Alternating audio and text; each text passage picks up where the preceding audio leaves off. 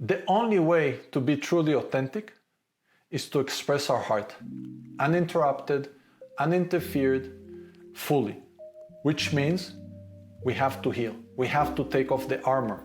That's the only authentic. It's like a fingerprint. There's only one like that. What is authentic is real. That's the real you.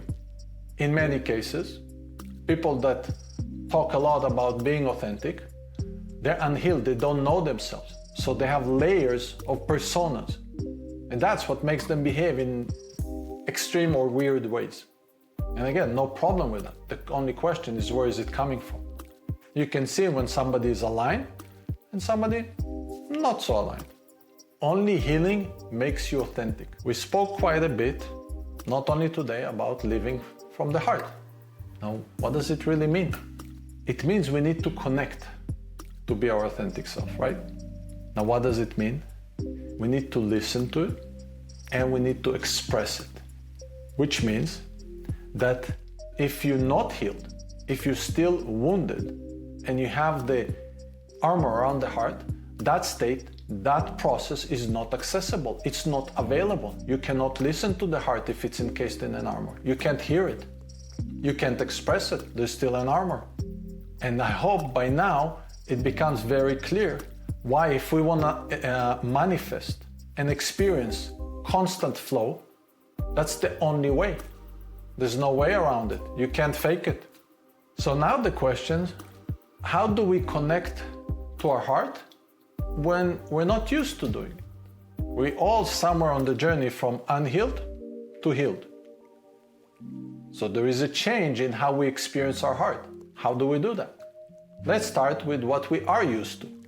The thing that we are used to most is the noise in our head. Why? Because fear and pain are very loud and they create a lot of thoughts. So when we start this journey, we're unhealed. We're living our faith, we're wounded, which means we have a lot of fear and pain in our system, which means that the mind is very active.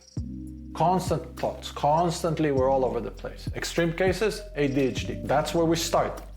And as we move, as we heal, we want to change it, but we don't know how. How do we learn how to listen to the heart? How does it work? So let's talk about it. The first thing is pause. You need to learn how to pause. Anything that comes up fast in the mind is from fear. Is the mind, is the monkey mind, right? Because the mind is much faster, especially when you're starting this process. You're not used to listening to the heart. You're not used to the whole process which I'm describing now. So the first thing that will always come up is the mind, and you can know already it's fear, fear-based, which means it's coming from pain. Therefore, the second thing we do, we quiet ourselves. We center.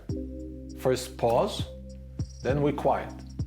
And what will help is develop techniques to ignore the mind, because it will keep talking. So we need to learn how to ignore the mind. Whatever thoughts come, ignore.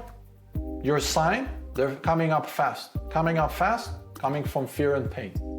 If you're in the middle of an interaction, and we live in a fast-paced world, it's hard to pause because the interaction is very fast. Doesn't matter. Still do it. People will get used to it.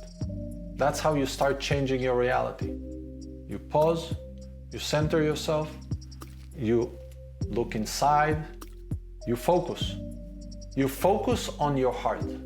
You focus consciously your attention on the heart, while ignoring the mind. The mind, throughout all this process, will keep going, won't stop, all kinds of thoughts.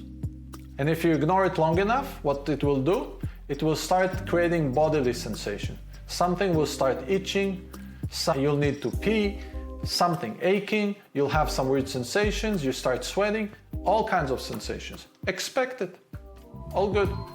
Keep going.